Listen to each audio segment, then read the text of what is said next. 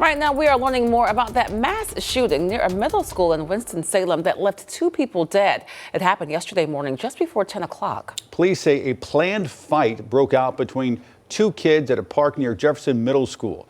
Authorities say the situation escalated into gunfire involving multiple people. The 2 people killed were 16 and 17 years old.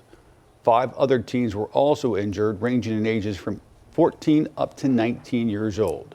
So far, no arrests have been made. Detectives working to determine each person's role in the shooting. And this morning, that park is reopened and folks are working to resume their normal routines.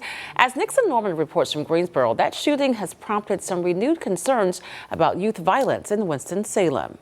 This is where 2 teenagers died in a shootout in broad daylight. 5 others were wounded, and now law enforcement is slowly leaving and things are slowly returning to normal. But that's not providing much comfort for families on edge. Emotions are swirling across the city of Winston-Salem tonight, but the lack of feeling anything at all stands out the most. I even had a friend today that she drove past it and she said, "I'm so numb, this should have hurt." Michaela Snyder used to work at Mount Tabor in Jefferson Middle across the street from the park. She was working at Jefferson during the deadly shooting at Tabor back in 2021. Today, she picked up her daughter from Jefferson as they were in secure status during a deadly shooting investigation at Leinbach Park. I have never missed those educators more than I did today. It was hard for me to stand on the other side of the pickup line today and not want to jump into action and help those educators out. A Jefferson student shared her thoughts as she learned of the shooting. I was scared because I didn't know if it was at a different school. My sister is at a school nearby here, so I was scared if it were for her. It was at her school. I was nervous if it was at our school. I didn't know, but then I figured out that it was at Leinbach Park, and I was still scared because that's right across the street from our house, but luckily nobody was home.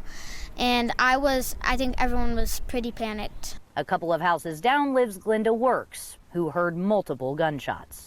One of the police officers said, "You were just doing what normal people do in the morning, getting up and strolling around the house, and here this happens." I said, "Yeah, I know." She says this brings up memories of Mount Tabor as she struggles to comprehend what's happening.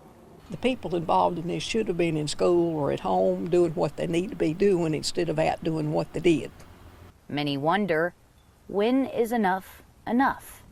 For Snyder, it should have been back in 2021 with Tabor. It should have been enough, was enough, and unfortunately, it doesn't seem to be an issue. Still, most everyone can agree when it comes to teenagers and gun violence, it's a complex situation that requires a complex solution. Both Snyder and Works believe Chief Penn is doing all he can do to cut down on violent crimes, especially among kids, hoping that parents and guardians take a more proactive role in knowing where your children are at all times.